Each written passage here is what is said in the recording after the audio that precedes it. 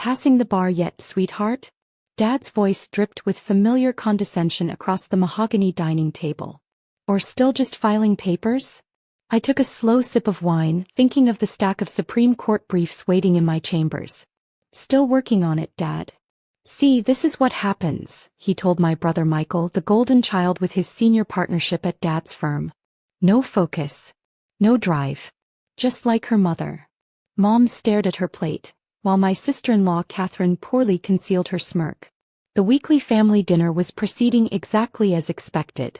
At least she has a steady job, Mom offered weakly. The courthouse is stable employment. Barely a paralegal, Dad scoffed, cutting into his steak. Though I suppose someone has to file the paperwork for real lawyers. Michael chuckled.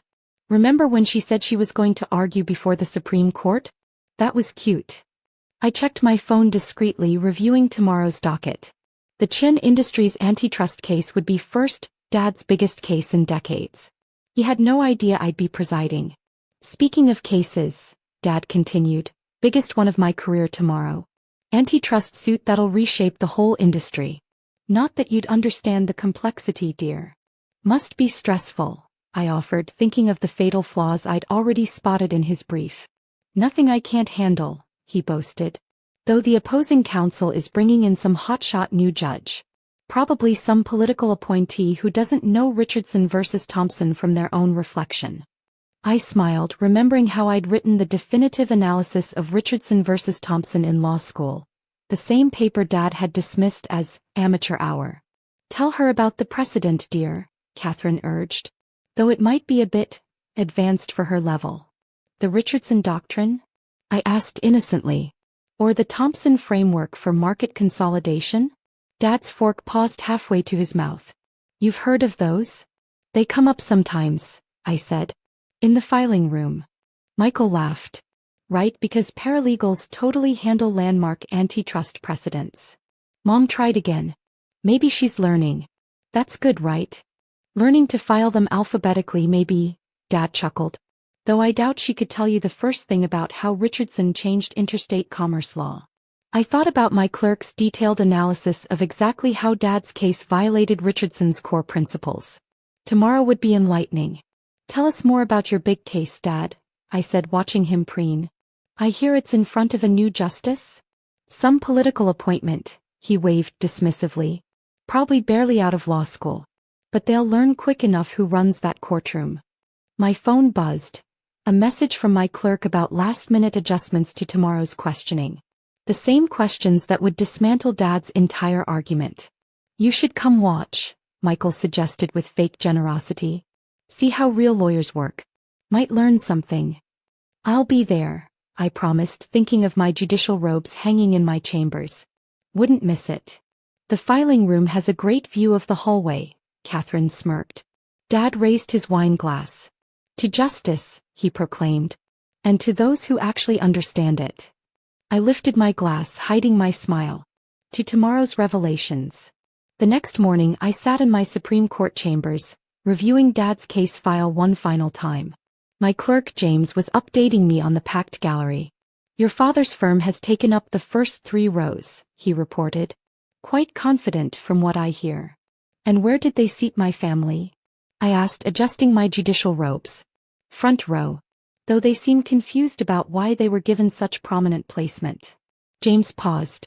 Your brother is telling everyone how he'll explain the big legal words to you during breaks. I smiled, reviewing my prepared questions. Did they notice my nameplate yet? Still covered until the formal introduction. Court protocol and all. He grinned. Though your father just loudly explained to another partner how the rookie justice probably needed basic antitrust concepts defined. Through my chamber window I could see more attorneys filing into the courtroom. Dad's signature red tie was visible in the crowd, his confidence radiating through the gathering. The press is here in force, James continued. First major antitrust case for the new justice and all. The new justice who supposedly barely passed the bar? I quoted last night's dinner conversation. According to your brother's comments in the hallway, yes. James checked his notes. He's currently explaining to the other attorneys how his little sister who files papers here wouldn't understand the brilliance of their legal strategy. My phone buzzed, a message from Mom. Saved you a seat in the gallery. Hope you can see okay from back there. Time? I asked, standing to adjust my robes. 3 minutes to introduction. James handed me the final briefing. Your father just asked if the new political appointee had arrived yet. Called them and I quote, probably another academic who never tried a real case. I thought of my years on the federal bench, the landmark decisions, the careful anonymity I'd maintained during my rise through the judiciary. All leading to this moment. The Richardson precedent? I confirmed, though I'd practically written the modern interpretation. They've built their entire argument on a fundamental misreading of it, James confirmed. Your analysis from last night identifies 16 critical flaws. Through the door I could hear the gallery settling. Dad's confident voice carried, watch and learn how real lawyers handle the highest court. Your sister-in-law is explaining court procedure to the other partners' wives, James reported, fighting a smile. She just mentioned how nice it was that they let you work here, even in such a small role. I gathered my files, checking my reflection one final time. And the betting pool? The firm's associates have wagered 2 months' salary on your father's victory. James straightened his tie. Though I noticed several clerks taking the other side after reviewing your questions. The marshal's voice carried through the door. All rise. Ready? James asked, gathering the final documents. I thought of last night's dinner, of decades of dismissal and condescension, of being the daughter who just couldn't grasp real law. One last thing, I said, straightening my robe. Make sure the court photographer captures their faces when the marshal makes the introduction. All rise. The Supreme Court of the United States is now in session, the Honorable Justice Alexandra Chin presiding. The silence that followed was absolute. Through my peripheral vision, I watched Dad's legal pad slip from his fingers, his face draining of color as I ascended to the bench. Be seated, I said calmly, arranging my files. Chin Industries versus Federal Trade Commission. Counsel, please state your appearances. Dad's mouth opened and closed soundlessly.